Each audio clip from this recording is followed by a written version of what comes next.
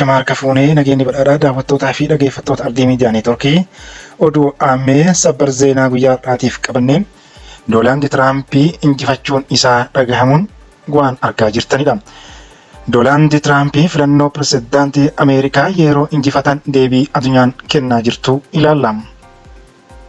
Riippaabilikni Doonaald Tiraampii filannoo pirezidaantii Ameerikaa deebi'ee ajaa'ibsiisaa ta'een injifachuu isaanii dhaabbatee oduu Associated Press gabaaseera.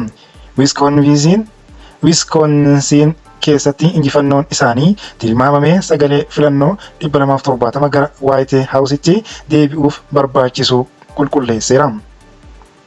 Bu'aan haaraan osoo hin ba'in dura Florida West Palm Beach keessatti haasawa taasisaniin Tiraampii Ameerikaatti bara warqee fiduuf waadaa galaniiru. Sochii siyaasaa yeroo hundaa caalu jedhanii waamu. Faarsuun isaanii ni yaadatama. Morkataan isaanii paartii Dimokiraataa Kamala Harris hanga ammaatti kan hin fudhanne yoo ta'u guyyaa booda ni dubbatu jedhamee eegama. Hooggantoonni addunyaa kibxata darbee Tiraampiin baga gammaddan jechuuf ariifataniiru. Sababiin isaas sagalee ammallee laaqamaa waan jiruuf erga injifannoo dursanii tilmaamamee booda kutaalee waraanaa ijoo ta'an keessatti deebiin kenname tokko tokko kunooti. Akka addunyaatti biyyoonni hedduun injifatte jechuun ergaa dhaamaniifi isaan keessaa Israa'el baga seenaa guddaa deebi'ee jechuun barreessiteefi gara White House'tti deebi'uu keessan seenaa qabeessa Ameerikaaf jalqaba haaraa fi gamtaa guddaa Israa'elii fi Ameerikaa gidduu jiruuf irra deebiin waadaa cimaa isiniif kenna. Kun injifannoo guddaadha. Hiriyyummaa dhugaa keessatti jechuun ministeerri muummee Beniyaamin Netaniyaahuun waltajjii miidiyaa hawaasaa X irratti maxxanseera. Abbaan taayitaa Falastiin Ameerikaan hooggansa keessan jalatti hawwii seera qabeessa uummata Falastiin akka deeggartuu amantaa qabna jechuun pirezidaantiin Mahmud Abbas ibsa kennaniin waadaa Falastiin bilisummaa hiree murteeffannaa fi mootummaa ta'uu hordofuuf bara akkaataa seera idil addunyaatiin jechuudhaan barreessani. Akkasumallee Afgaanistaan mootummaan Taalibaan injifannoo Tiraampii hordofuun hariiroo US waliin qaban irratti boqonnaa haaraa akka abdatu dubbateera.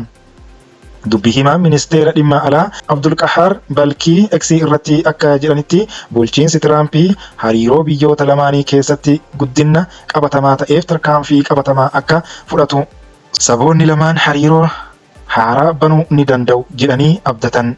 Chaayinaan immoo dubbii himtuun ministeera dhimma alaa Maa'oo Ningii ibsaa oduu kennaniin imaammanni keenya US irratti qabnu wal simaadha jedhan.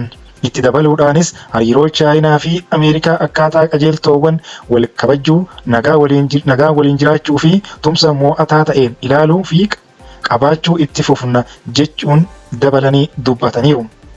Taayiwaan immoo pirezidaantii Laa'ii Chaangitee miidiyaa hawaasaa irratti Tiraampiin baga gammaddan jechuun hariiroon Ameerikaa fi Taayiwaan tasgabbii naannoof dhagaa bu'uuraa ta'e akka itti fufu amantaa qabna jechuun ibsaniiru.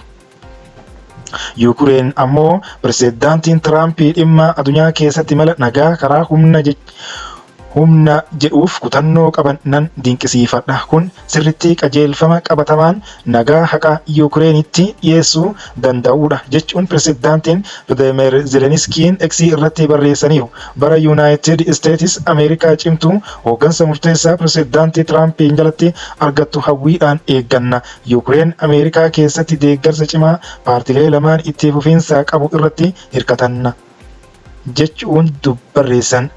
Raashiyaa irraa immoo dhagahame dubbii himaan Kireemliin Dmitry Peskov gaazexeessitootatti akka himanitti Ameerikaan biyya michuu hin qabne waan taate pirezidaantii Vladimir Putin Tiraampiin baga gammaddan jechuuf karoora qaban kamiyyuu akka hin beekne himaniiru. Tarkaanfiiwwan qabatamaa fi jechoota qabatamaa irratti hundaa'uun xumura ni geessina jedhan Peskov.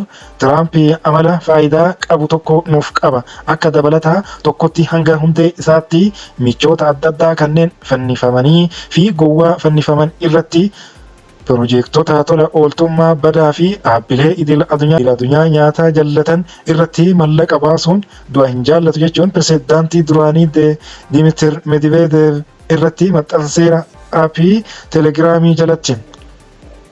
Tarkiin immoo pirezidaantiin Rasiib Xayyib Erdogaan lola guddaa booda michuu isaanii Tiraampiin baga gammaddan jedhan. Bara haaraa filannoo uummata Ameerikaatiin jalqabee kana keessatti addunyaa haqa qabeessa ta'eef carraaqqiin lataa ni kennama jedheen amana jechuun Erdogaan barreeffama X irratti barreesseen waraanni naannoo akka xumuramu abdii qaban ibsaniiru. Awustiraaliyaan immoo filannoon pirezidaantii Ameerikaa yeroo hundaa addunyaaf naannoo keenyaa fi Awustiraaliyaadhaaf yeroo barbaachisaadha jedhanii muummichi ministeera Antoonii Albaanis Ameerikaan yeroo dheeraaf tasgabbii fi nageenya Indoo Paasifikii keessatti gahee hooggansaa taphattee jirti. Awustiraaliyaan tumsa saboota keenyaa lamaan naannicha keessa jiran cimsuuf ni carraaqti jedhan. Kooriyaa Kibbaa immoo pirezidaantii Yoon Zuukii Yool Doonaald Tiraampiin baga gammaddan jechuun X irratti maxxansaniiru. Hooggansa cimaa keessan jalatti egeree gamtaa Rook US fi Ameerikaa caalatti ni ifu. Isin waliin walitti dhiyeenyaan hojjechuuf hawwii guddaan eeggadha jechuun maqaa ofii isaa Kooriyaa Kibbaa Rippaabilika Kooriyaa eeruun dubbate. Saudi Arabiyaa immoo mootiin Salmaanii fi mootiin gonfoo Muhammad bin Salmaan Tiraampiin baga gammaddan jechuun mootiin kun hariiroo dhiyoo biyyootaa fi ummatoota michoota lamaan gidduu jiru kan namni hundi damee hundaan cimsuu fi guddisuu barbaadu jechuun jajateera jechuun ejensiin pireesii Saudi ofiisaa beeksiseera. Odeeffannoon har'aaf waa'ee kanarratti oduu saffisaan nu qaqqabe isin biraan geenye kanuma. Oduu fi odeeffannoon akka addunyaatii fi baha giddu galeessaa akkasuma gaanfa Afrikaa fi biyya keenya dabalatee jiru akka isin qaqqabuuf toora YouTube chaanaalii keenyaa laayikii, sheer, kooment, sabiskiraayib gochuun maatii keenya ta'uu keessan nu mirkaneessaa. Turtii gaarii qabaadha.